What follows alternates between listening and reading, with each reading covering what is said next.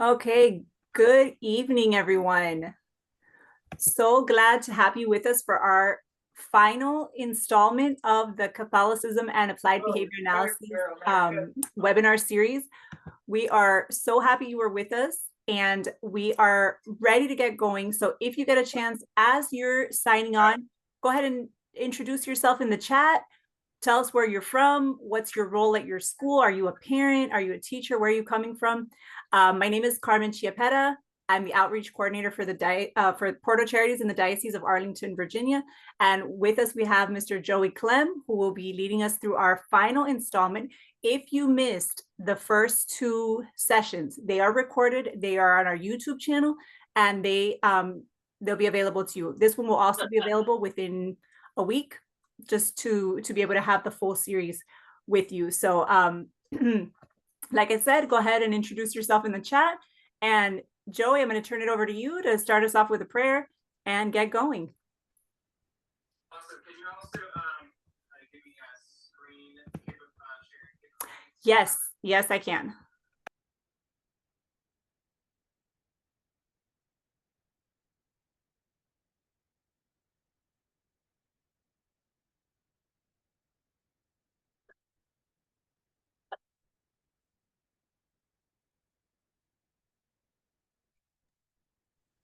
All right. Can you give me a thumbs up if you can hear me, Carmen? Awesome. And we had a bit of technical difficulties right before we got on, and I can't hear anybody on Zoom. So please use the chat box. As Carmen said, let's begin with a prayer. In the name of the Father, and of the Son, and of the Holy Spirit. Amen. Glory be to the Father, and to the Son, and to the Holy Spirit, as it was in the beginning, is now, and ever shall be, a world without end. Amen. In the name of the Father, and of the Son, and of the Holy Spirit. Amen. Thank you so much, everybody, for being here for part 3. Yeah, I gotta look for it on my phone. We got a lot to cover today, so we're going to jump right in. Always thank you to Porto Charities for inviting me to come and present on this topic. Again, if this happens to be your first time with us, I'm a Catholic. I'm married. I've got 4 beautiful kids. I'm a lifetime member of Youth Apostles. I'm a licensed and board certified behavior analyst. I'm also a certified behavioral sleep practitioner. And the 4 main things that I do nowadays are I assess, I supervise behavior technicians doing the direct behavior therapy, I train and accompany parents, and I also treatment plan. And I'm making database decisions as we move along with treatment. The objectives of this 3-part webinar series are here. Today, we're going to be going over that last bullet point there, increasing our awareness of the need for Catholics to be more involved in ABA. We're going to be also getting more into applying the principles and procedures with very concrete recommendations and suggestions for how to help out kids more generally. Part 3, interventions and resources. So we're going to look at practical considerations, like I was just talking about. We're going to be looking at how that can be applied in school or catechesis classrooms especially, but this can also be applied to home and community settings as well. We're going to look at how we can implement and how we can find resources to support both teachers and students. As always, if you've got questions, this is not going to be an exhaustive treatment, so I expect questions. That's great. We're going to try to give as much time as possible at the end. So I'm going to go through things pretty quickly because you're going to have these slides. These are yours. You will have a copy of these slides if you haven't received them yet already. So please put your questions down in the chat box. From our part 2, we were looking at assessment. That was where we had left off. Now it comes to interpreting the assessment results. Good interventions are based on good assessments. Effective interventions are based on accurately identifying the functions or the reasons behind the behavior and the relevant factors that are spurring on that behavior. We could have started this whole series with just going to interventions. I could have just given you a laundry list of all the different ABA tricks and tips and tools of the trade. But I didn't want to start there, and I didn't want it to be just that. I wanted to give you the tools to be able to identify which procedures, which interventions are going to be the most effective based on assessment.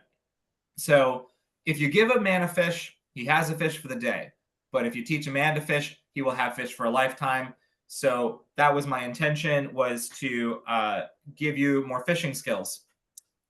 My hope is that you use more assessment before trying out strategies so that you aren't limiting yourself to a guess and test approach. Maybe some of you are already doing that more analytical approach where you're really thinking through it before you try out a specific strategy. But it's to get us all on the same page, to be very intentional about the interventions we're picking. This last bullet point here, that's a what is that? That is a quote from our task list. This is the list of skills that we need to have as behavior analysts to practice effectively. And one of them is to identify and recommend interventions based on assessment results, scientific evidence, client preferences, and contextual fit.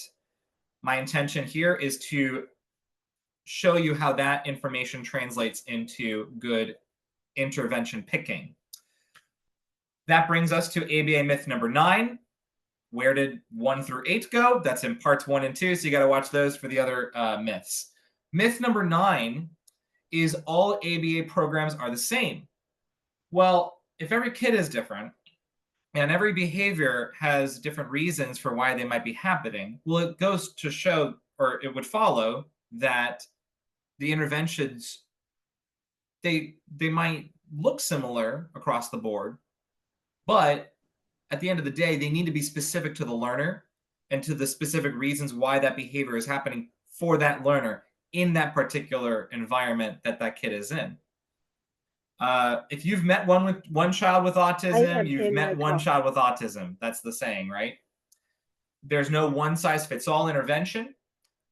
However, there are interventions that we would say are universal design. They're good for everybody. And then there's some that are commonly, I'm just checking the chat box here. Okay. There's ones that are commonly helpful for kids that have special needs, or even with a specific diagnosis. You're like, oh wow, like all these interventions here in this category, they seem to work really well with kids with autism. So we're going to look into that too. Give an example here. If I'm teaching a 2-year-old to request, then I'm going to use the same intervention insofar as I'm using reinforcement contingencies and errorless teaching. I'm going to do that with all of my clients. I'm going to do it with all my kids that I'm working with. But how it looks specifically, that's where it gets client specific. I'm going to move on, but again, you've got these slides, so it goes a little bit more into that example. For that reason, we're also needing to scale and tier our interventions, because we can't do all the interventions for all the kids at the same time, generally speaking. Especially, I think a lot of you where you're at in Catholic schools or a catechesis classroom, it's different for parents, right? Because you're focused on the one kid, but if they've got siblings, then you're needing to do things that work well for the whole family. So maybe this does apply. We need to scale and tier our interventions because we need to allocate our resources well. We need to pour out our efforts in a decisive way so we're not burning out. So you can slide up and down that level of precision with which you intervene based on a number of factors. Are you addressing the skill deficits or challenging behaviors of one child? What if there's more than one kid that's working on the same thing, whether it's a skill deficit or a challenging behavior that you're trying to reduce? What's your level of training? What's the level of training for your supervisee?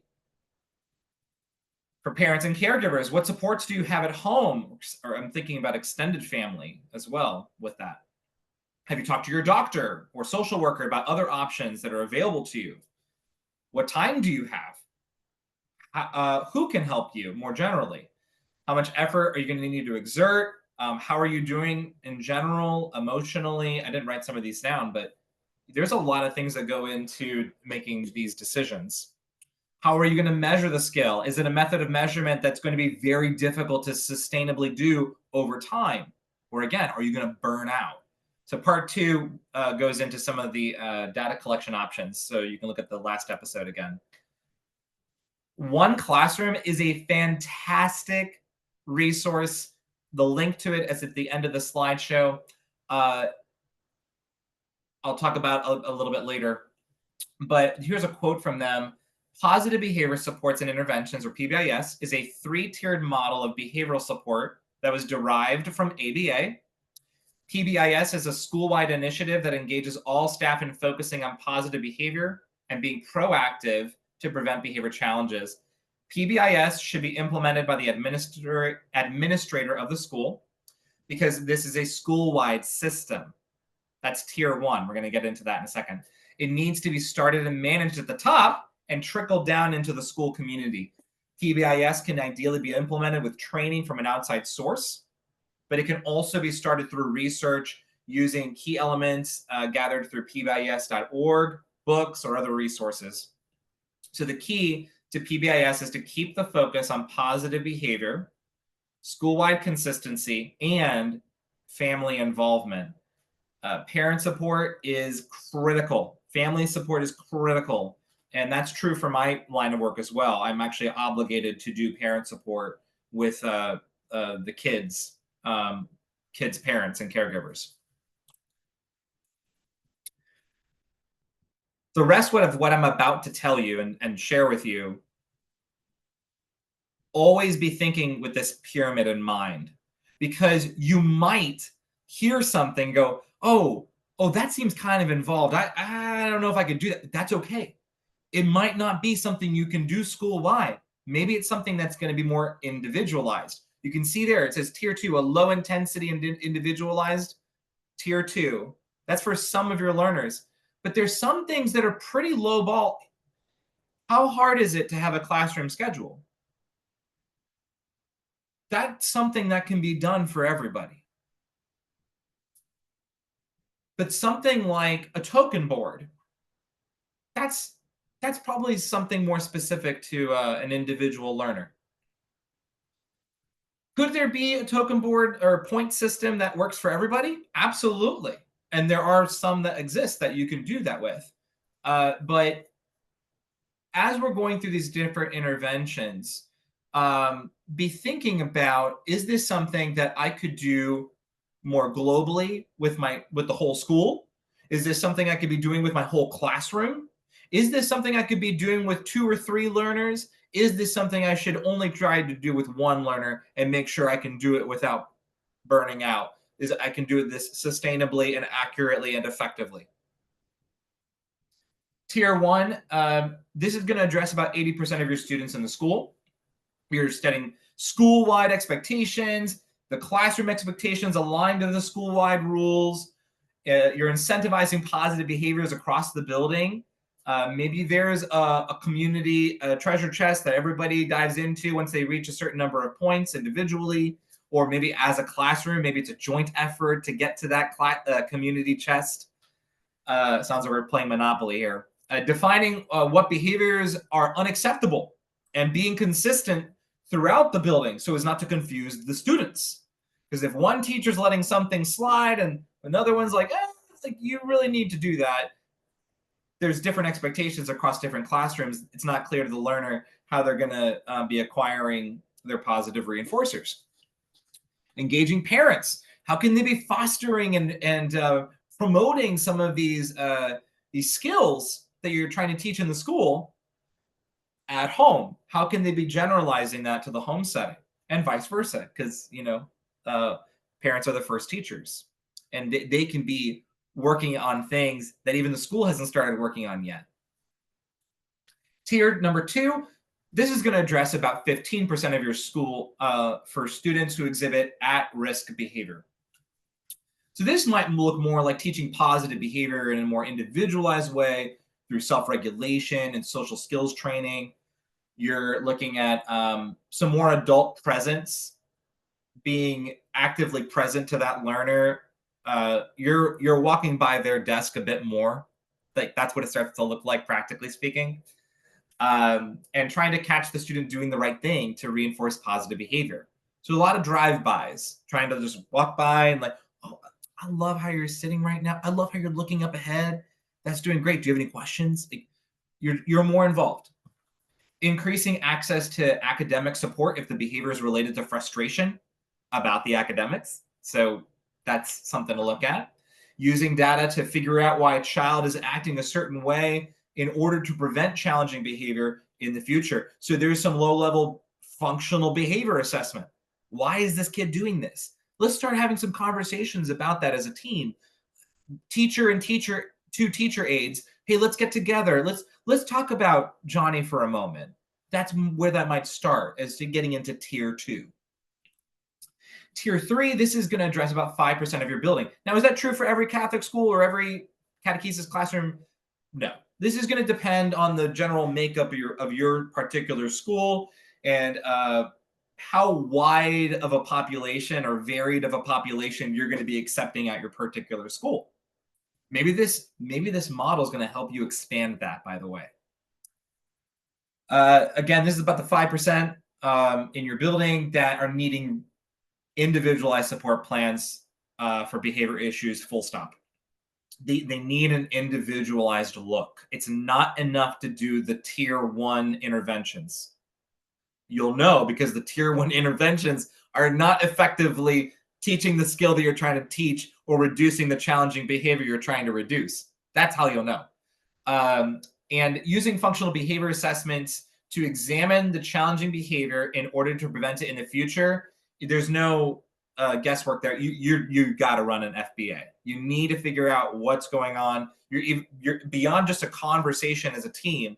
You are going through the steps of a functional behavior assessment. You're looking at the patterns of behavior. You're looking at the different setting events that might be going into play. Are they sleeping well? Are they eating well? Are they stressed out about certain academics? What do they seem to be avoiding? What do they seem to always be wanting to gravitate towards instead of what they're supposed to be doing? You're needing to take that really individualized look. And then finally create an individualized plan based on that learner's needs that come out of that FBA. So what are the skills that tier 3 could address? And of course, this could be addressed in tier 1 and tier 2, but we're going to look at tier 3 for a moment. Basic skills, basic common and foundational skills that are going to open the door to other things. Sometimes we call them behavior cusps. I like to look at them as like the gateway behaviors, the behaviors that open the door to new behaviors, new skills. So requesting to appear, honoring the request of a peer, initiating and returning greetings, stating the likes and dislikes of a peer, taking turns, noticing and offering something to a peer who is missing a toy or a material, having that empathy, that noticing, oh, he doesn't have something, I have something. That's really hard for some of our learners. And so giving them opportunities to learn that is critical to help them move beyond a purely transactional kind of social interaction with other kids. Thinking about the feelings and the thoughts of others, that kind of social thinking sometimes is called. Anticipating this person might feel this way or think this way in this situation. And then to empathize with that. Joint attention, looking at what the other kid's looking at, pausing when another child is upset. Very foundational skills. Other things, classroom skills, specifically engaging in a non-disruptive activity while being expected to sit and be quiet during class instruction. I'll say that it's actually pretty hard for kids to sit and be quiet during class instruction across the board. I would say that a lot of the kids that are in the typical development, they will find ways to occupy themselves, but they've learned how to do it in a discreet way that doesn't draw attention to themselves. They're like doing this. they're playing with the pencil, they're just, they're checked out, but they're not being disruptive. So I think that's an invitation for us to look out, and you see the kid who's doing something that's disruptive instead of paying attention while the teacher's talking. But if you really look out and you see some of the other kids, they're also not checked in. They're doing something else. It's just not as disruptive. So I think that's an invitation for us to self-examine and look at how am I being engaging in my classroom instruction. So I just wanted to hone in on that first bullet point there. There's some other really good skills here. Following group instructions. Does Johnny know that when the teacher says everyone, that everyone includes Johnny? Very basic thing. Raising a hand, that's critical. You've got these slides. We're going to move on. General interventions. Some of these interventions we review are promoted by others that are not in the ABA field, and that's great. I'm not territorial about this. The reason I'm listing these as ABA strategies is that they can be grounded in behavior science very well and are good for using in a behavior analytic way. So I'm not trying to say it's like only ABA does this. I'm not saying that. But they are part and parcel to what we do because they're conducive for doing it in a behavior analytic way. Some can be school-wide, some can be at tier 2, some can be at tier 3 as we're looking through these. And there's a few more disclaimers. These are not official recommendations for any specific learners. Please don't get me in trouble. This is not a comprehensive list of interventions. And also, you do need to properly assess so that you don't fall into the trap of guess and test. These interventions can be done incorrectly, some with more dire consequences than others. So it's best to seek out professional help when you need it.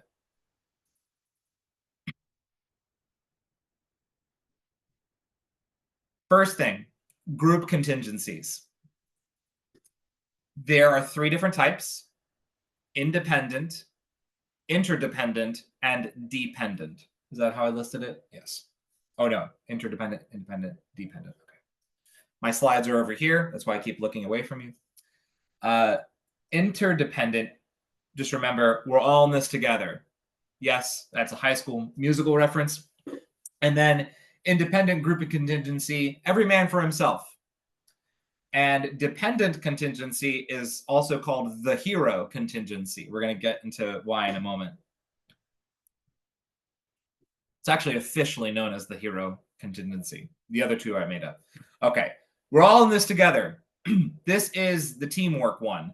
The reinforcer is contingent on the whole group, or maybe it's a smaller subsection of the group, or it's a threshold of group responses. Like everyone's going to collectively do this behavior this number of times. Maybe everybody's picking something up off the floor for cleaning up after a messy classroom activity. And then if we hit like 50 things in this big box that the teacher's holding, then we win. So it doesn't actually have to be that everybody in the group participates. Or it's that everybody needs to pick up one toy and bring it to the box. Both of those are interdependent because they require participation from either the whole group, subsection of the group, or just a total of a certain number of group responses. Caveat with this one: it's difficult to require 100% criteria from the group if there's a participant or more than one, and maybe some of you might be thinking of somebody in particular in your life who's motivated to make the group lose the reinforcer, or they're not sufficiently motivated by it. They're not motivated for others to be successful, what have you. So that's just, if you've got a learner who's in the classroom that will do that, just that might not be a good fit, because then they might like, oh, good, like nobody else got it. And then all the other kids are going to get upset at this kid for like quote unquote ruining it for them. So be careful with this one. The independent group contingency, I'll tell you, this one's my favorite. This one seems to, which is, it has an unfortunate subtitle that I gave it. Uh, every learner has an opportunity to get a reinforcer contingent on expected behaviors. This one is, okay, for everyone who brings me one toy to help clean up the room, you get the homework pass for today. That was the first thing that came to mind. Maybe that's not the best reinforcer, but there you go. And it keeps it fair. That's probably why I like it the most, and doesn't get into some of the drama that come with the first and the third option. But I share them with you just so you know you have options. And it could be a good fit, and it could work, but I want you to know what some of the risks are.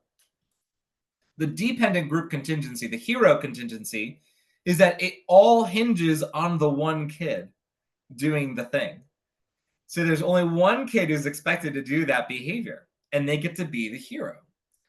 I've worked with primarily kids with autism, but I've had the privilege of also working with a lot of kids with Down syndrome, and I have to share, I've had kids that they would absolutely on the spectrum who would love to be the hero, but I consistently have found that a lot of kids with Down syndrome tend to love being the hero, and it's a beautiful thing. And I love celebrating that motivation that they often have. It's not true for every kid. I'm not trying to categorically say it's for everyone, but I do think that it's a beautiful thing to be able to celebrate a kid in that way. Like, you did it, and the whole class cheers for them. So I will say it's not helpful with a kid who would prefer to see everyone disappointed by him not or her not meeting the expectations for getting the class-wide reinforcer. So again, you kind of have the interdependent and the dependent group contingency risks that come with it, but they are options. All right. Helpful for a kid who highly values being the hero and getting reinforcers for other kids. I would say you can also do that more informally. So that's something else to think about. Social skills instruction. So from a Catholic perspective, we all have the capacity for interpersonal relations. There's an inborn desire in children to experience the warmth, belonging, and consequent or subsequent self-worth that lead them to a secure feeling of otherness and genuine care and love. It's our sacred duty to foster these relationships with trusted adults, so the adult-child relationship, and among young people. So they've got community among one another, peer-to-peer relationships. Sometimes I see only the adult-child relationship is happening, but we're not getting enough peer-to-peer relationships. So I recently started up as a group therapy coordinator at my work. And so I've been feeling pretty passionate about this recently, is how do I get the kids less interested in me and more interested in each other, especially the kids on the spectrum with autism. So that's something to think about. Do you have that learner that tends towards the teacher, but they're struggling to relate to their peers? And how can you, excuse me, how can you not fully subtract yourself, but start to fade yourself out a little bit and let the other kid be a mediator of reinforcers, whether the other kid is giving things that matter to the learner, talking about topics of interest to the learner, giving the praise for the learner, being the one who actually says great job. And sometimes, the peer might need some coaching in order to make that happen, and that's fine. So what bonds of affections do these children have with one another? It's a really important question we need to ask ourselves. Are these learners anticipating that, I see my friend over there. I like hanging out with my friend because he talks about things that I like to talk about. Sometimes I take turns listening to him talk about what he likes, but he also will smile at me. He sometimes offers things to me. How are we helping to generate more of those kinds of interactions during the day? A lot of that's going to happen, I think, at lunch and recess. But I do think that there's opportunities during some of the academic time, the work time, working collaboratively with each other, maybe playing a fun-educational game, right? Something educational, but it's fun. So I think there's opportunities for that. For all the social skills regarding a peer, it's imperative that the child learns to respond to the verbal behavior and the other behaviors of the peer, and not of the adult translating or repeating what the peer said. Now, I'm going to raise my hand first to say I have absolutely done this. I have translated what the other kids said, and then I'm like the learner whisperer. I'm the one who's able to translate everything. Now, are there moments where that's absolutely necessary? Totally. But I think that we can sometimes overdo it, and we don't give an opportunity for the learner to respond to the peer who's talking. So when we look at things behavior analytically, I'm looking at, we talk about signals and prompts in episode 2. Who's the signal here? What's the signal for my learner to do a social skill? It should be the other kid and what the other kid is saying and doing. That needs to be the signal. I might need to throw in a prompt, but I got to fade out that prompt into nothing over time. Peer modeling, just a quick note, video modeling is shown to be very effective, especially when the learner looks like the person in the video. Just a side note about that. Peer modeling is very helpful. Okay. Other intervention, visual schedules. Probably a lot of you have heard about visual schedules. If you've ever seen a classroom schedule, that's a visual schedule. I want to take a deeper dive, though, into it for just a moment. There's a hierarchy here of least to most complex. Generally speaking, the easiest might be an object schedule. You want the learner to walk to the gym. Have him carry something that belongs in the gym. You want him to transition to the music classroom. Give him the maraca. The maraca belongs in the music classroom. It's very tangible. And then you move to photos. Photos are generally easier than pictures, or they were symbolic. Then you move to 2 activities. First, then, so 2 pictures. Then you move to 3 or more activities. So you might have a list of like, here's what's coming up, and you have a to-do column and you have a finished column, and you flip it over like this. And then finally a written schedule, especially for those learners that have good textual responding or reading. Visual rules and contingencies. So visual schedules can include what the expectations are as well. You can put it on the same visual support. Rules can be depicted as contingencies to show what will happen when the desirable behavior happens, and what's going to happen when the challenging behavior happens.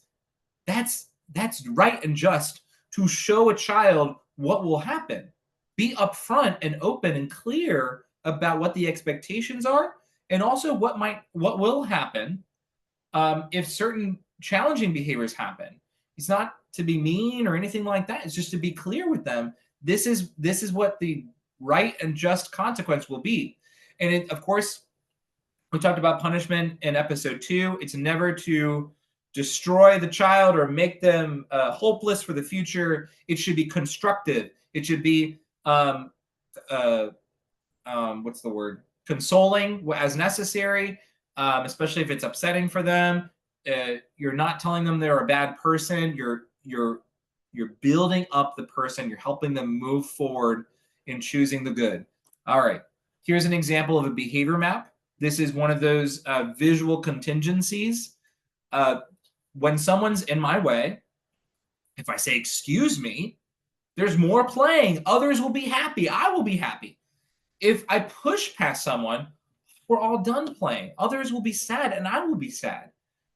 That helps to make things clear for some learners. Some learners, I'm going to need to be even simpler than that. Some learners, I could go into a lot more detail. I could share more examples. I could write a story about it. On that note, looking at the second bullet point, social stories. So those are narratives to given to a child to prepare them for certain contexts. A lot of I statements. I go to the playground. Sometimes I go on the slide. Sometimes somebody is in front of me. Sometimes I'm gonna stop saying sometimes. I want to go in front of them. I need to wait my turn though. Like giving these I statements to help prepare them for those social situations. It's not universally agreed upon as helpful in the ABA field, just to be totally transparent about that. Some people really love them. Here's what I'll say. This is my 2 cents. The efficacy, how effective it is going to depend on the language level of the social story compared to the language level of the learner. If you've got it way above where they're at, or where they're showing you they're at with their receptive language, how much they're understanding, it's going to be harder for that social story to be effective. I think that makes sense. The use of photos versus pictures, that's going to be another factor. And also tying the stories to actual contingencies as with a behavior map. So in the moment, go to the playground. Go up there with them on the playground. I'm thinking about the parents especially, but teachers might be out there on the playground, and the kid wants to go past everybody to go on the slide and doesn't want to wait. And you show them, look, sometimes people are in front of me. I need to wait my turn. The other person will go down soon. And when the other kid goes down, turn the page. I get to go down the slide. And then there's cheering, there's whooping and hollering, and everyone's excited when they go down the slide. But you tied it to the visual support. That's the big takeaway. Visual supports need to be tied to real life. If they are something that's just shown and it's in time is so far away from when the actual events happen, it's going to be less effective. So keep those visual supports close in time to when the things are actually happening. Token economies. This is another one. Be very close in time. As soon as the kid is doing something they're supposed to be doing, give the token. Don't wait 15 minutes later to give the token. It's going to be less effective. So do it right away. And that's going to help solidify that connection. Oh, well, I got this token because I did this thing right beforehand. Very important. Tokens can be exchanged for items from a reinforcer menu. I highly recommend that, because if they get tired of a reinforcer that they were trying to earn, it doesn't matter because they got the menu. And they can choose from the menu. And that also fosters choice, and that's a good thing too. All right, here's an example. This is actually from a free app. This is a free app called Token Board. There's other ones out there, I'm sure. I'm particular to the free apps. And if you click on that drum, you can actually see a menu of different reinforcers. And you can show what they're working for. It's a big list of many different photos of different reinforcers, or icons, I should say. Okay, environmental enrichment. What about more enrichment, like being next to a preferred peer who is not too distracting, right? That's the caveat, because you're like, no, I don't want them near their good friend. Thank you very much. Are there scheduled out-of-seat breaks? Let's go ahead and schedule it. They want to be out of their seat all the time. They never sit down. What if we schedule it? What if we go ahead and tell them, hey, get out of that seat. Let's have an out-of-seat break. Let's go hang out. Let's go take a quick walk. Is that always feasible? Not always. It depends on your staffing. It depends on where they're going. Are they going out in the hallway? That's even trickier. Maybe it's just enough to go to the beanbag corner and just go sit there for a little bit. And but then the other kids will get jealous. Okay, well, could we do something where you incentivize staying at the table longer, but you still have, everybody's got a beanbag, what is it called? Pass. And everybody gets to take a turn going to the beanbag at different points, but you create good rules and boundaries around it. Are there reinforcers in every location? If a kid is going to a place and there's nothing fun there, it's going to be hard for some learners to transition there, because everything is gone. If there's nothing there that interests the learner, it's going to be hard to transition there, especially if they're coming from a preferred place. Are there ways to access those reinforcers during every scheduled block of the activity? Some things are not going to be available in every place. That's okay. That's life. But could we look at ways to up the ante, enrich different environments that seem to be kind of dry? That there's not a lot of pizzazz there. They're not reinforcing enough for this learner to go to them. 80-20 mix of instruction. This is another pretty common one. Maybe some of you have heard of this, but present 80 mastered skills and 20% instructional skills. The mastered skills would be the things that you just need to be generalized and maintained. They've done it before. They just got to do it in more settings and maintain that skill. 20% instructional skills. Those skills are the ones that they either have not been introduced yet, or they just haven't been mastered yet. They're still, they're only getting it right about half the time, and they're needing some prompts here and there to make the skill happen. And you're still working on fading out your prompts. That's your instructional stuff. Why would we do this? That's going to help them come into contact with positive reinforcers quicker. It's good practice to let them do more of the things that they know to build up their self-confidence, to build up that momentum. And that goes along with some of this here, high probability instruction. High probability meaning it is highly probable that they will do it, that they will get the answer right or do the skill that you ask them to do. That builds up self-confidence, self-esteem, and it also, again, helps them to come into contact with more positive reinforcers. That's going to help their emotional life. That's going to help them behaviorally. It's good all around. It's good teaching. That also means doing some errorless teaching, which I think is on here. Yes, it is. Errorless teaching, you give the answer right away. It's pretty counterintuitive for a lot of us. I need to let the kid figure it out. There are times to let the kid figure it out. Believe me, I've done it. And it's good to do that with some learners, and there's specific situations for that, but I don't have time to get into that right now. What I really want to share with you all is do the counterintuitive thing. If you've seen this learner consistently get something wrong, give them the answer right away. Help them to practice doing the right thing. Do they need to understand why it's the right answer? Yes, absolutely. And we can work on those relations here and there.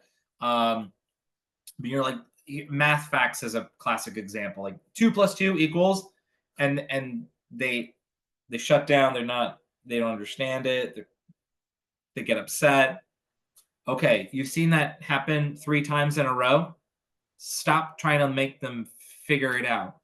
2 + 2 = 4. 2 + 2 equals, and then have them say 4 because you just said it. They might still struggle even with that help. Depends on the learner. Some might do better with you showing them. 2 + 2 = 1, 2, 3, 4. Have them count out 4 different items that are in groups of 2. Those are different examples of doing the errorless teaching. But why, again? Less errors, less emotional behaviors, higher self-confidence, quicker and more frequent contact with social praise and other reinforcers, practicing the right thing instead of what I call an error correction cycle, where they do the incorrect thing, they get corrected, you give them the question again, they get it wrong, you correct them again, and then you keep doing that. And it's just an error correction cycle. They just keep practicing the wrong answer. And then they get frustrated. And then you get frustrated. And then I'm frustrated because I'm over there going, we just talked about this. I'm not there. But less frustration. Don't stay in errorless teaching for too long. So see, I'm already giving a caveat here. You do the counterintuitive thing, give the answer right away, but don't do it for too long, because then you might see that prompt dependency. And how many of us, raise of hands, I can't see any of you, but we have those learners where they have that learned helplessness, where just can you just tell me the right answer? Can you just do it for me? And some of us might be feeling like, oh, this is not the approach I would do with that learner, the errorless teaching. Okay, that's fine. But in general, I will say I see more progress working with the kids with autism, giving that errorless teaching, and then systematically fading out my prompts. So I just want to make sure you all know about errorless teaching and prompt fading. We talked a lot about prompt fading in episode 2, by the way. Chaining. We got to break down complex skills. Us all on this call here, do thousands of multi-step actions every day without even thinking about it. At one point, we needed to actually learn those steps as singular steps. They were unconnected from one another. Something as simple, my godson just learned how to grab the baby bottle. So his parents texted my wife and I. He just learned how to do that. And it was so exciting.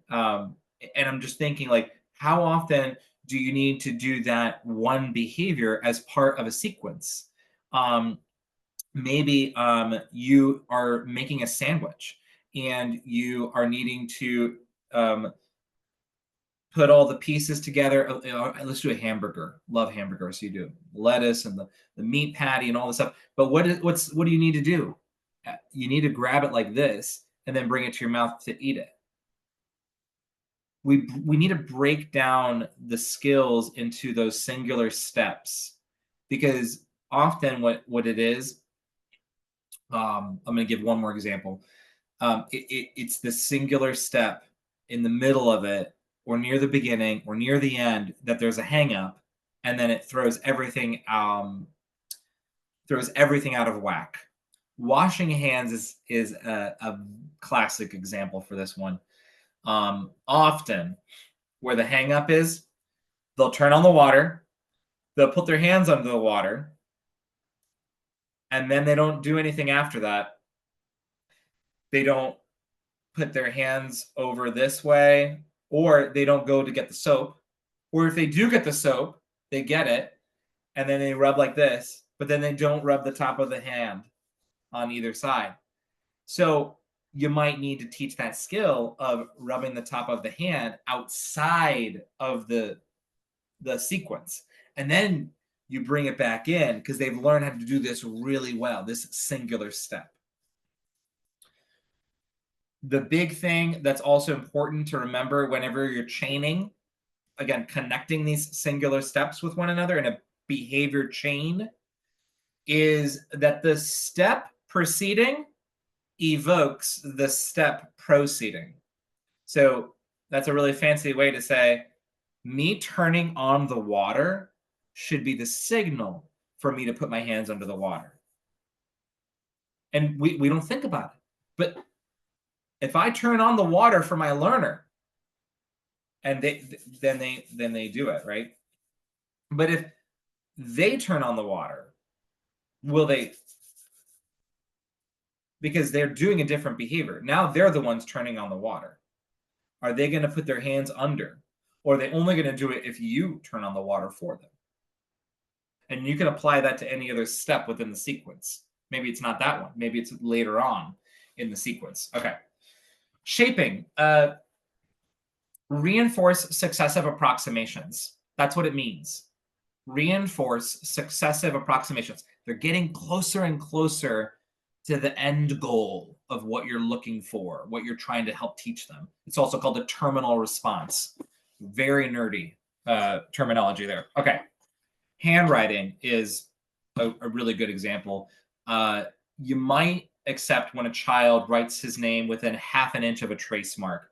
So I'm just going to give an example right now, actually, because I have it here. Wow, I'm embarrassed to show this to you. So we're going to do a different letter.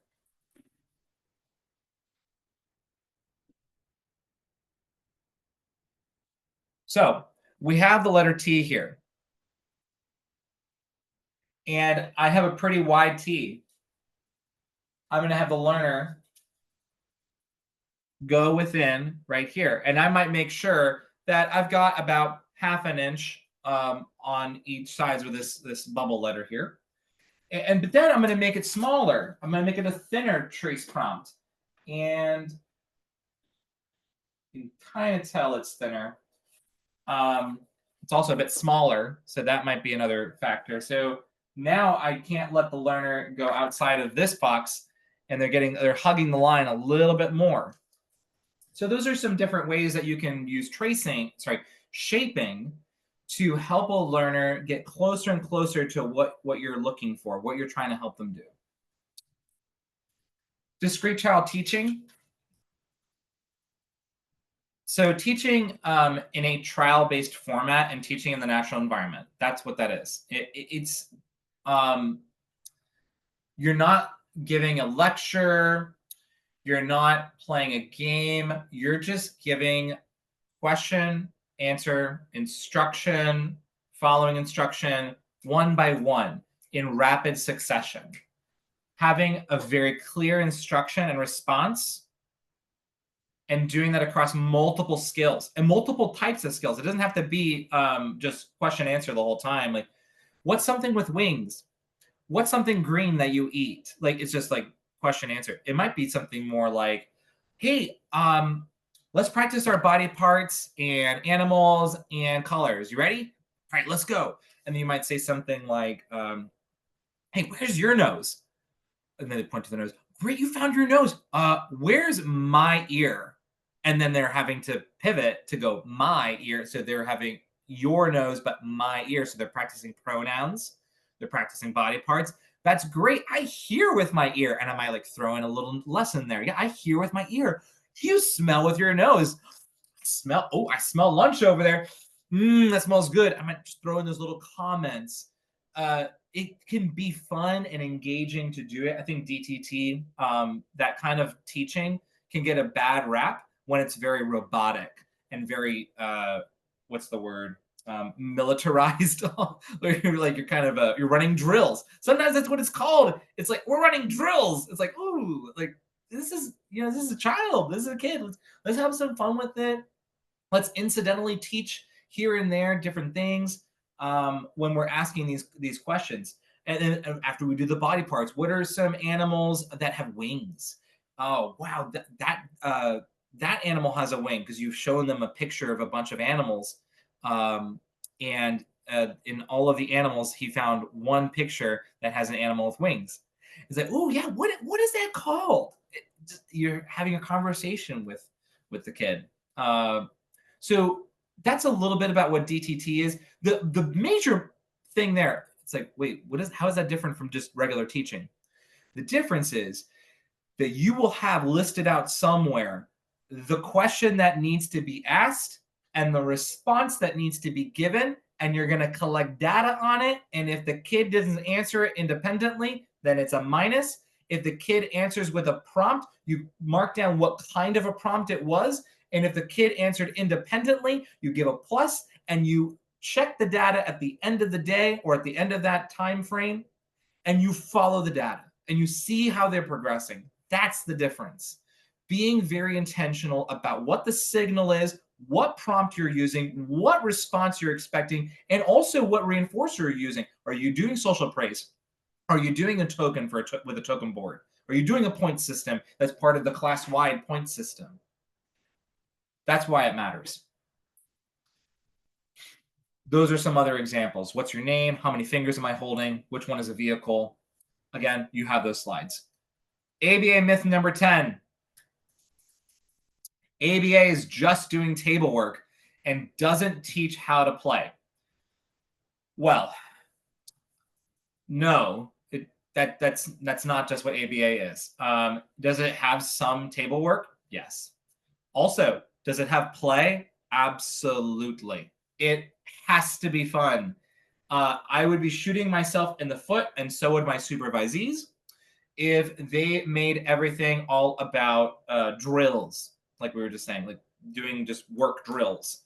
We got to make it fun. We got to make it engaging. I think that's true across the board, education-wise. The younger the child, the more fun that there needs to be, I think. We got to make things engaging. How do I teach? I was just doing it today. Throwing a kid into a beanbag, and he was loving it. Running hand in hand together, tossing a child into a ball pit. There's a lot of throwing. It's the dad in me. I like to throw the kids. Jumping up and down on a trampoline, having them request jump, wrapping up a kid in a blanket burrito, asking for them for squeezes, or sorry, them asking us for squeezes as the adults. Having pretend conversations with their favorite action figures, having the action figures make funny noises. I had a supervisee doing that today with another kid, and the kid was laughing so hard. It was the best. Playing board games, ball games, made up games. That's critical. We've got to be teaching play.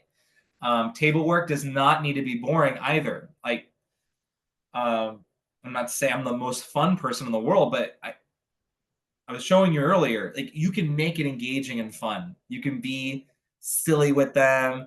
You can make jokes with them during it while you're teaching skills. Okay. And incorporate their interests. So important. Like, if Johnny likes superheroes need to be part of math, reading, writing. I was going to say history, but that'd be historical fiction. Maybe science. But incorporate their interests. All right. There are more interventions. We're going to be giving you all a handout in the near future. I need more time to work on it, but it's going to be largely based on that resource I mentioned, One Classroom, which is an excellent resource. I'll link you to it at the end. After you've chosen the intervention, we're not done. We need to consider some other things after we've already chosen the intervention. We need to plan and attempt to mitigate unwanted effects. So, some things to watch out for. Reinforcement dependency. We just talked about that not learned helplessness. It would be when the kid feels like he needs to get a token for every single thing. Thank you, Porto Charities, for linking to the One Classroom manual in the chat box. Excellent resource. Great job to all those in that diocese over there. Okay. We can thin the schedule of reinforcement, which was discussed in episode 2. Maybe you're not giving a token for every time Johnny's answering a question correctly. Maybe it's every 2 times. Then maybe you're doing every 3 times. Maybe it's an average of every 3 times. So sometimes it's after every 2 answers. Sometimes it's after every 4 answers. So it's more variable now, which, by the way, is going from what's called a fixed schedule of reinforcement to a variable schedule of reinforcement. When you're changing up even how often you're giving the reinforcement, you're making it a little bit more unpredictable. An average of every 3 as opposed to every single 3 responses. An average. That's going to help the kids start to learn to, I'm not sure when it's going to happen. And it's a bit of a two-edged sword. It's a little bit of fun game, like, I wonder if it's going to be next. I wonder if it's going to be the next question I answer. And that teaches them to be more resilient, to move forward and know, okay, like, I didn't get reinforcement this time, but I might next time. That's really important for a learner to know that. Addressing extinction bursts. When I'm addressing challenging behaviors, it's important to not to reinforce the challenging behavior, even if it gets worse. That's really important. So stick to the plan, because if you don't, one of the risks is that the behavior at a more intense, frequent, and varying degree that they might do because they're not getting what they want. How many kids have you seen where their behavior gets worse because they're not getting what they wanted? The unfortunate thing is that if you, quote unquote, give in when the behavior is at that level, you might see behaviors happen at that level moving forward. Better for actually us to reinforce a challenging behavior Yes, I said that. Reinforce a challenging behavior at a much lower level. If you're going to quote unquote give in, because maybe it doesn't make sense actually to fully remove any reinforcement from the challenging behavior. Attention is one of those. If I'm going to completely ignore the kid if they're doing something for attention, if you know that the behavior is going to escalate to a point where you really cannot ignore it, don't do that approach. Just don't. Other thing to consider: kind extinction. This is actually the terminology used in a recent journal article. I didn't cite it. I should have done that. But if you type in kind extinction ABA, you'll find a hit. But it's withholding reinforcement from challenging behavior. And we know it's going to be difficult for them, but you can be empathic in it. You can say empathic statements. I know this is hard, buddy. I know this is hard right now. I'm here to support you if you need me. It's going to be okay.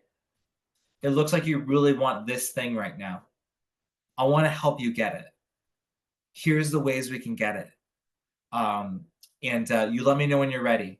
Here are some things that you can have right now that might help you relax.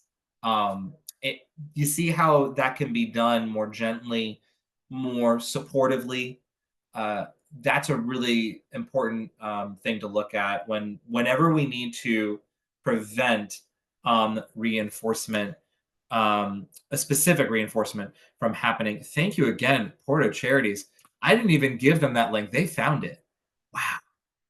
You all are amazing. Yep. Courtney Tarbox. Boom. Excellent. That's the one. I'm just double checking. Yep. You all are amazing. All right. Yes. Courtney Tarbox and Jonathan Tarbox. Jonathan Tarbox has got some other great articles, actually. That's from 2023 for those that care about publication years. Okay. Moving on. Punishment procedures. We're discussing episode 2, so we're not going to linger too long on that. We got to collect data. After you've chosen your intervention, you got to collect data. I think that's one of the greatest gifts that ABA can give us as a church and Catholic school system, and as parents too.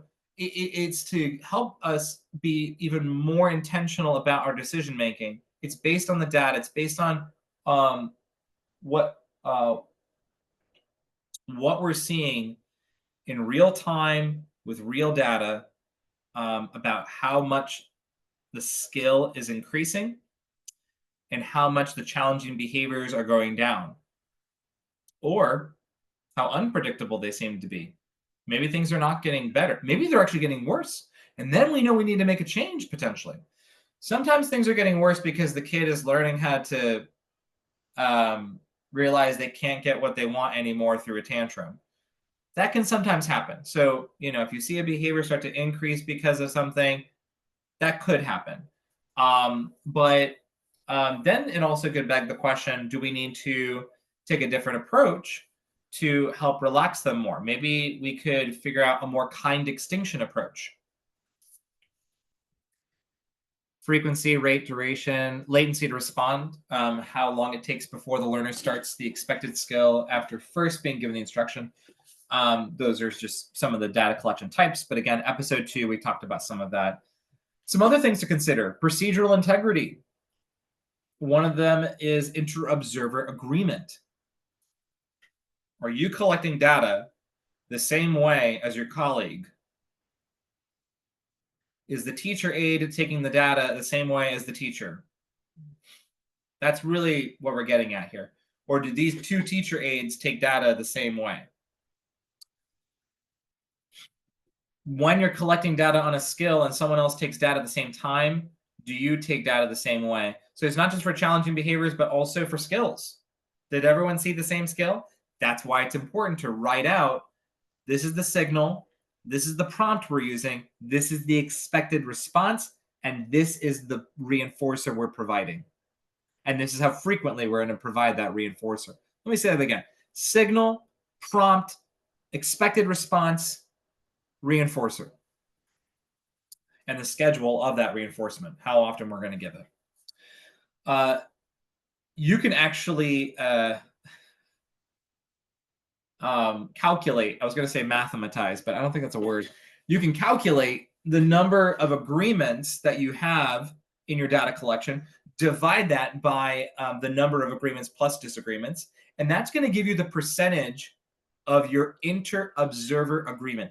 That's how you calculate it. Super easy.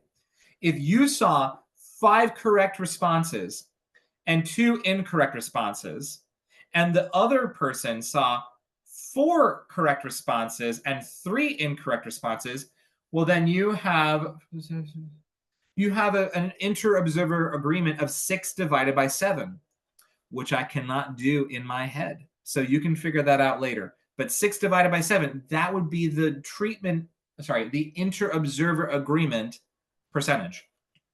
Treatment integrity would be what percent of the interventions are being done. Is everyone treating this kid the same way? Because if the one teacher aide has been assigned just during a thank you very much, Porto Charities. So funny. Thank you. They put in 85% in the chat box for those who are watching the recording. Okay, so let's see. Treatment integrity. If a teacher aide has been asked by the teacher, hey, can you just for this particular block for social studies, we go over the lesson content together. Every time you see Johnny writing something into the fill in the blank as we're going through the guided notes together, every time you see him do that, can you give him a token on his 10 token board? So there's 10 tokens he needs to earn. There's 10 blanks, conveniently, almost like you planned it that way. And the teacher aide does it, okay? But maybe just one day, you as the teacher, you go over and you see, did they give a token? Did the teacher aide give a token for every time Johnny was writing into the guided notes? And maybe you find out that the teacher aide missed a couple and only gave 8 tokens. That would be 80% treatment integrity for that intervention. That's helpful information, because if people are intervening differently than what you have on paper that you told the family you would be doing, well, then you should know about that. And that's a way to calculate that and to give corrective feedback. Hey, you did great, 80%. That's awesome. Let's bring that up to 100%. There's just a couple you missed. It doesn't have to be this punitive thing. Like we're gonna see this as a professional development opportunity. It's all good. We work on things like that in ABA with our supervisees. Data-based decision making. That's again major gift from ABA is focusing on the data. Remember that the relationship between the independent variable and the dependent variable is a big thing. The scientific method is a big thing for us. So your independent variable is your intervention. Your dependent variable is the behavior of the client, whether it's a skill or a challenging behavior. You're going to want to do a few things there with that. You want to choose the best data collection procedure possible. You got to make sure it's feasible. People can actually do it. You want to add phase changes to indicate when things happen in the person's life. For me, not every family might be comfortable with this, but at least for me, I need to know when there's medication changes. So the families that I work with, they'll let me know when there's medication changes. But that's an example of like something that can really affect a learner's performance skills or performance of skills. Okay. Using the right graphs, analyzing data paths, making changes based on the data analysis. Are we moving in the right direction? If not, let's make a change. What kind of changes might be made? Here's some troubleshooting stuff to consider. Change the behavior definition to be more precise. At a pinpoint, we talked about pinpoints in episode 2, increase or decrease the magnitude of the reinforcer, generalize a skill to a new person or place, slightly alter the phrasing of the instruction so the learner can respond to that different phrasing. That's really important. That's going to help them generalize that skill to other places and people. Adding a visual support. Maybe that's the change that we need to make. Breaking down a skill with more with a task analysis. The chaining that we talked about. Maybe we need to break it down more. Finally, collaborate. Got to collaborate as a team. All these different people. I put behavior analysts at the bottom, least important. I'm just kidding. But family, most important. That's definitely true. Family is most important. School, and with the family, I'll say the learner in the context of the family. Because the learner, of course, is the most important person in all of this.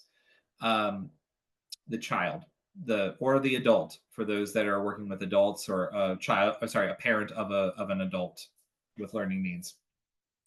School, parish staff, doctors, psychologists, all the whole team. It takes a team. There is another thing here, checking for social validity. Just if you ask the team members their gut feeling, do you feel like things are working out okay? Asking the family, do you feel like things are going well for you? Like, is your stress levels down? Like, how are you doing? And if they say no, that's an opportunity to dive deeper into that. Your teacher aides, they're often front line, right? Ask them, how do you feel like things are going? Like, oh, it's like pretty stressful. It's sort of tough. Well, the data says that the challenging behavior is going down. They keep learning their new skills. So what's stressful for you? That's a great opportunity to have a conversation.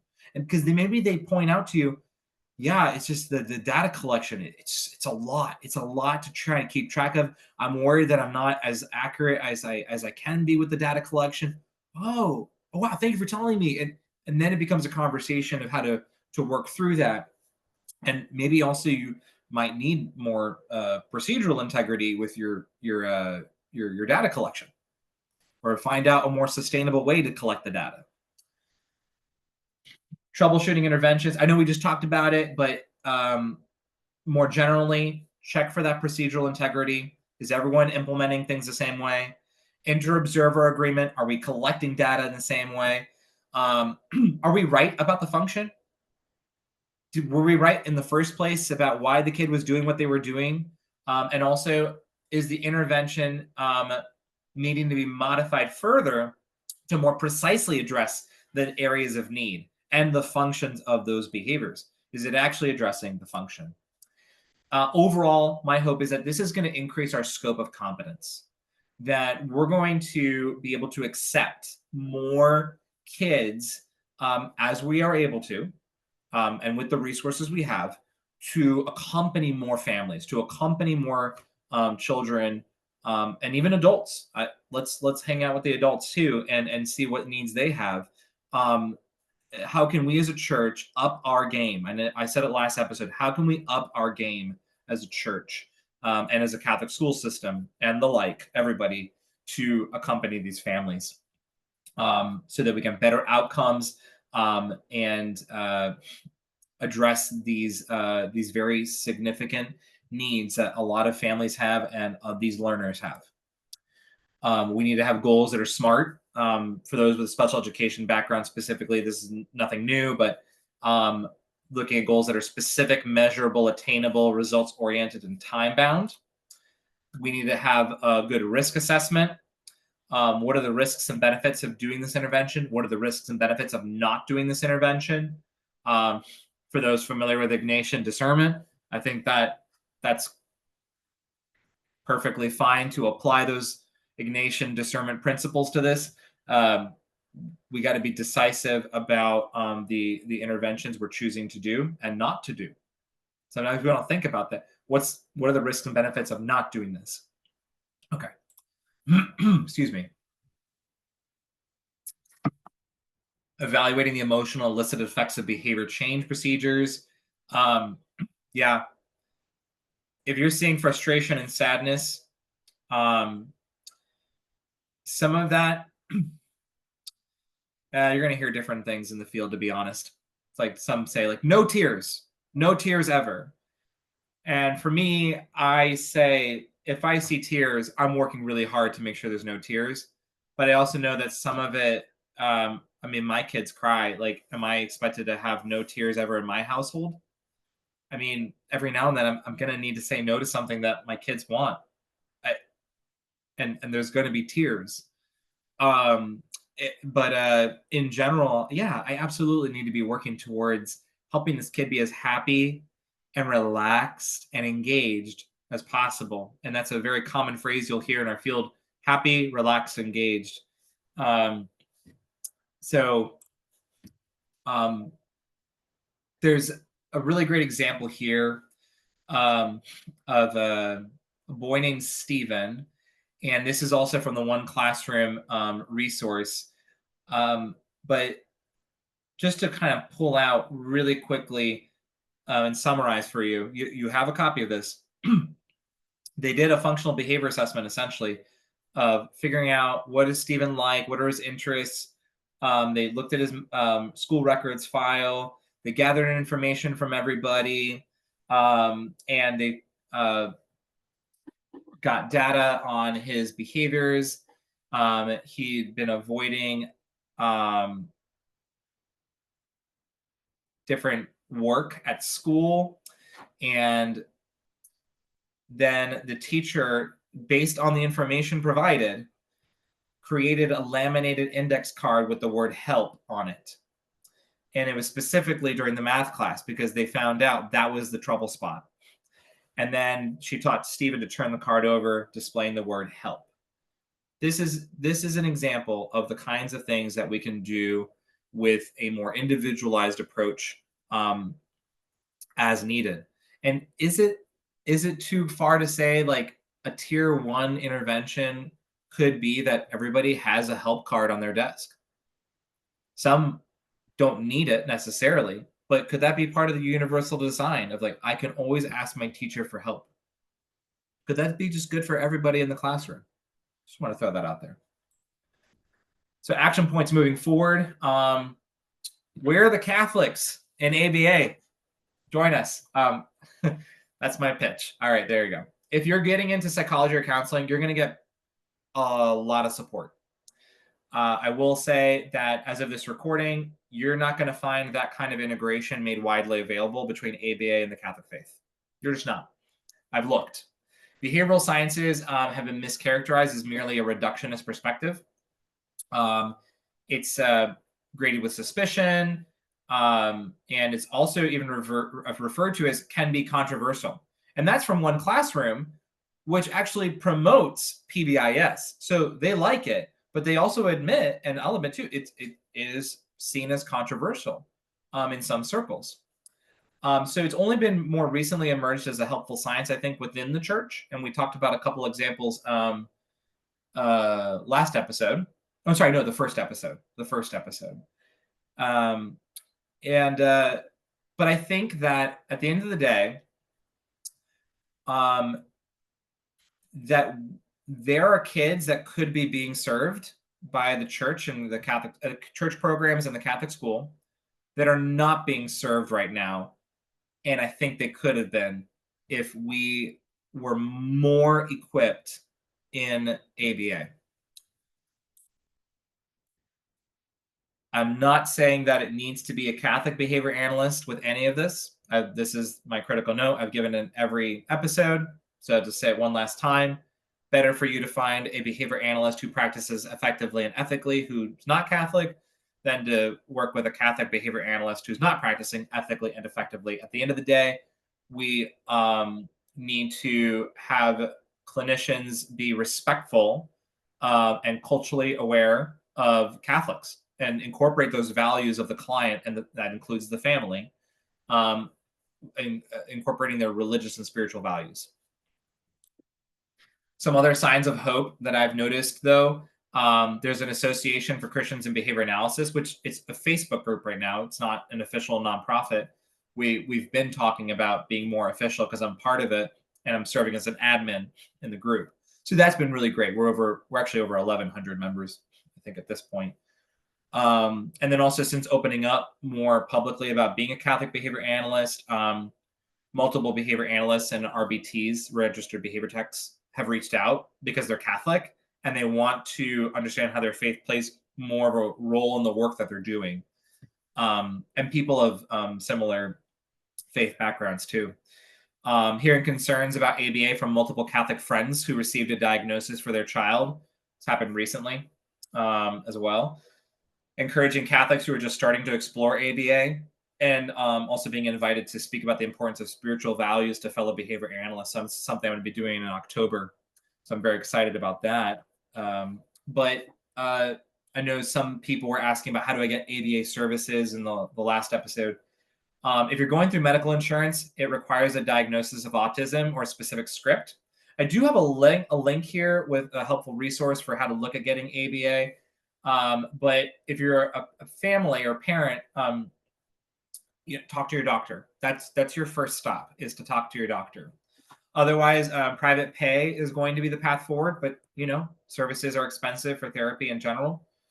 For schools, you're looking then at just ABA organizations and seeing who's willing to do consultations for a school setting. Some have contracts with different ABA organizations, so that would be the path forward with that. Different states have different associations. So like, for example, here in Virginia, there's the Virginia Association for Behavior Analysis. Maryland has MABA. Florida has FABA, and so on.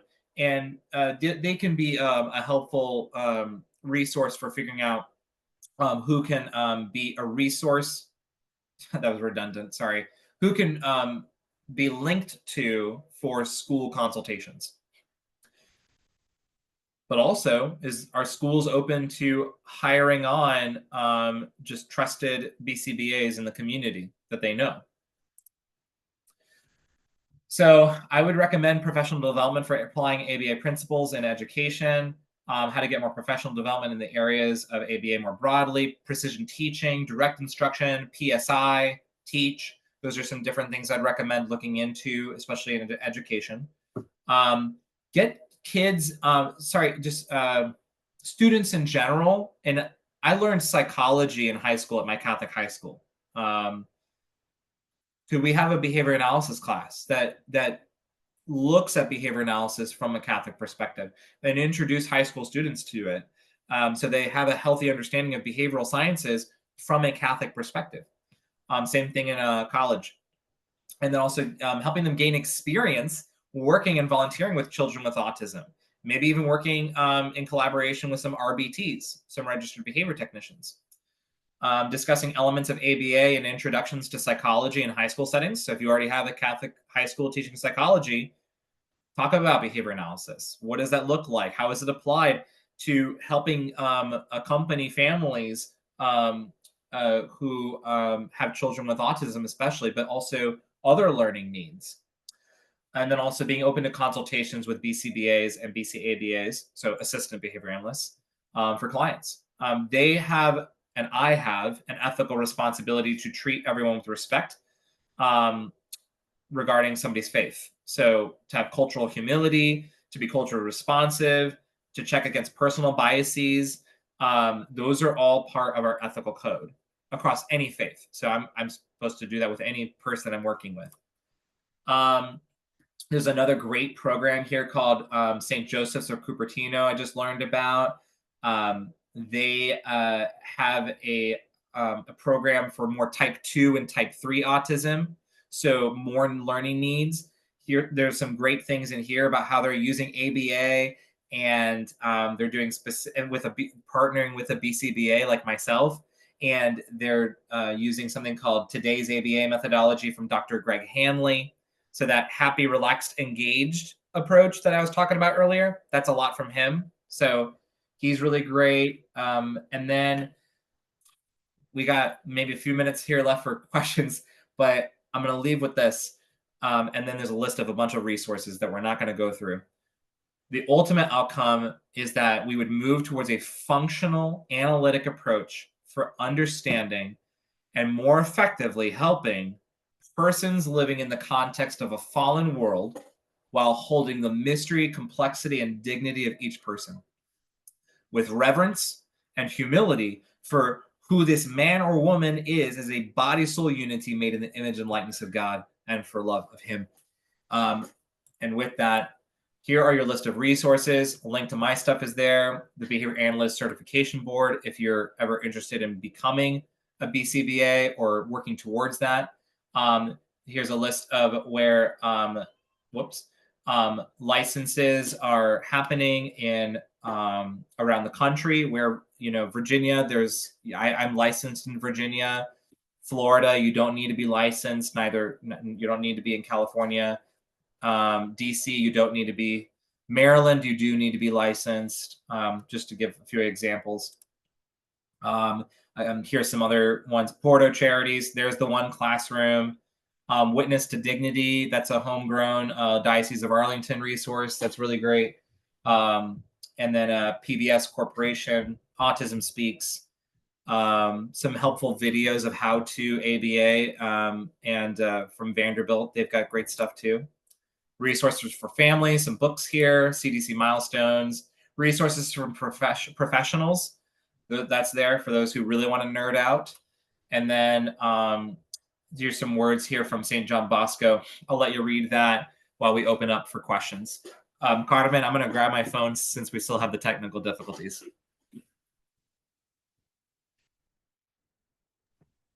Okay, and our technical difficulties are that Joey's speakers don't work. So if you have a question, go ahead and say it out loud or type it into the chat and Joey will be able to see it and hear it through my phone. So we're going to be using all the technologies to make this happen tonight.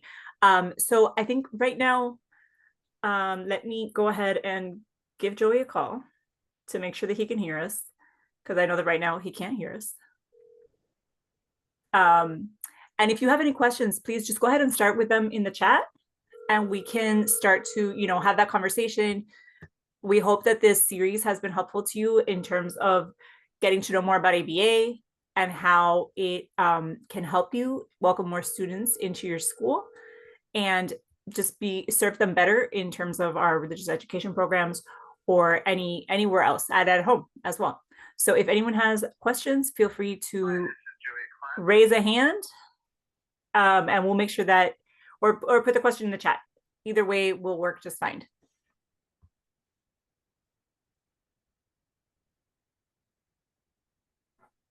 Okay, let's see.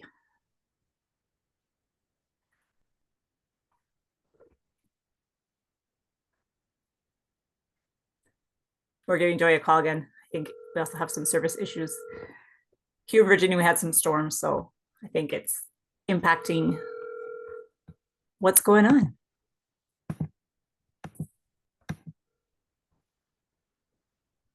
But please, if you have any questions, go ahead and put them in the chat and we will have all the slides out to you as well. They will be available. And also you can reach out to us at any time. I think we're going to have some additional worksheets that come from this with the different strategies to use with students. And yeah. Okay, so Joey, we have a question in the chat. I don't know if you can hear me. I think he's having a hard time over there. Let's see. Let me see if I can just type this out.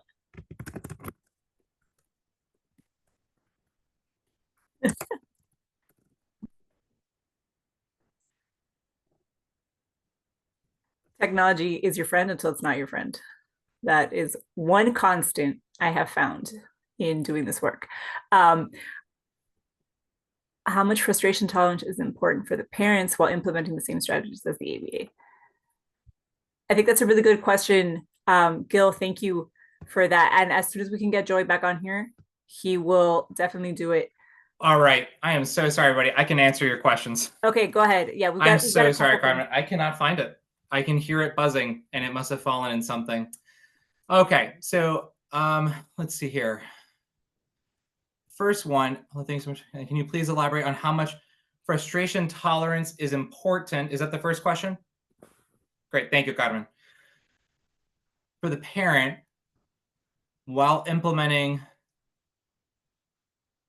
the same strategies as the ABA staff, given that mom and dad are patient but don't have the same tools? Okay. Well, it's funny you said frustration tolerance, because often I'm thinking about teaching the kid frustration tolerance.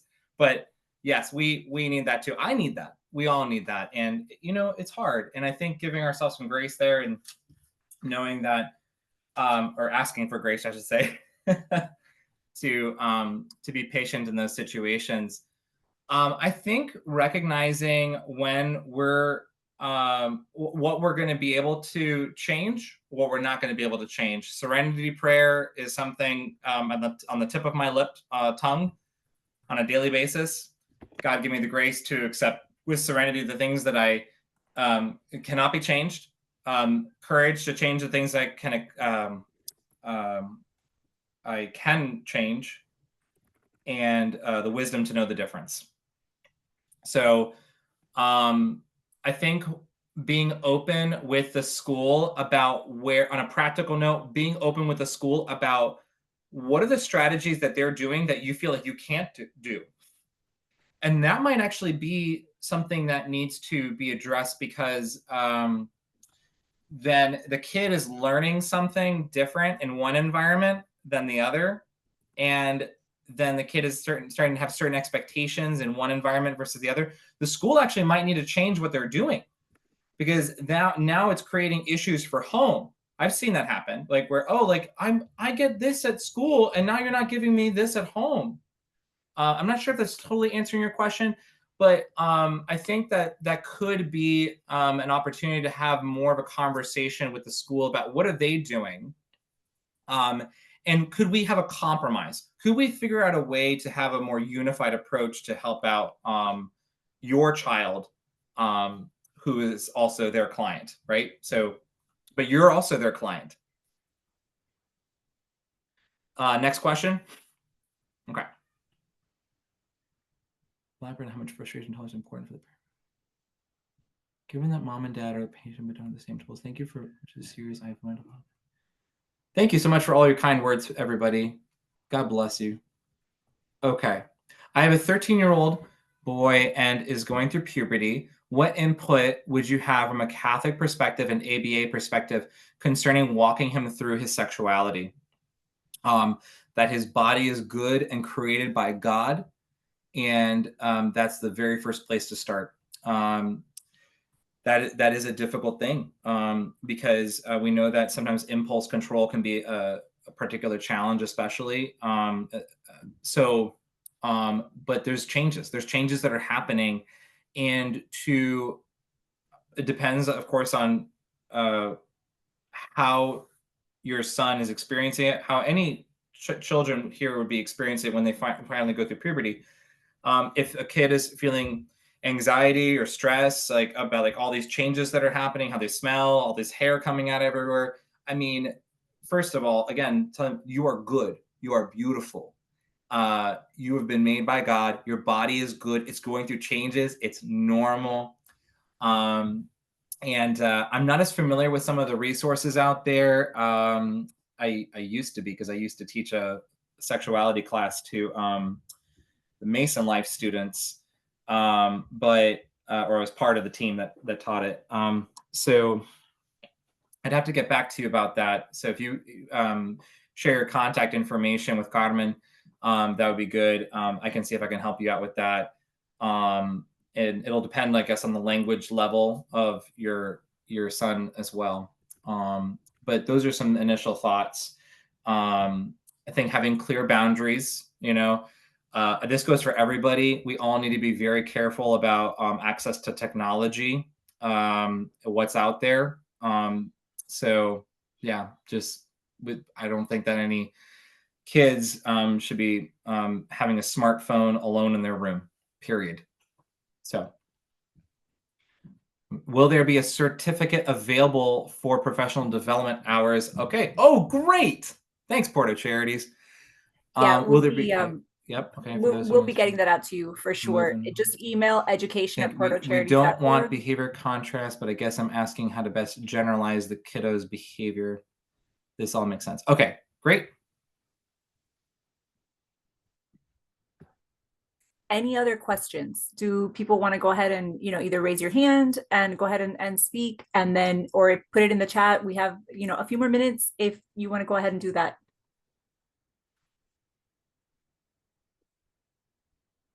Thank you, Carmen, and others I mentioned here. Thank you, God, obviously. Thank my wife there, and Dr. Jane Barbin, who's spoken for Porto Charities before. She was very helpful.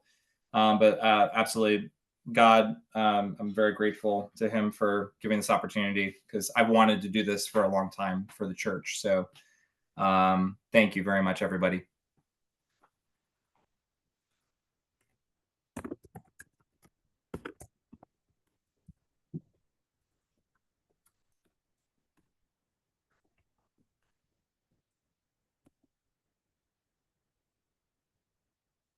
Fantastic. And Gil, I'm glad that your child gets to be a part of a Catholic school. That's awesome.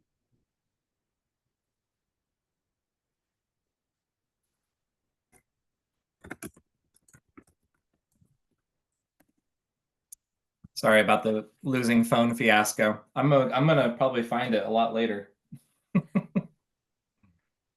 So I think Okay. we're going to go ahead and wrap it up now. And thank you all so much. If you need that professional development certificate, give us an email and we will make sure that we get it out to you. This will be recorded. The recording will be sent out to you, and it will be available on our YouTube channel. So again, I recommend that you go on there. We have a lot of resources for you as well. The 3 ABA webinars. We also have a whole library on a variety of mental health topics that were the focus of our last conference. So again, thank you so much. And if you're in the Diocese of Arlington, don't be a stranger. Come to our events, get in touch with us. We would love to see you. So thank you all so much, and have a great night.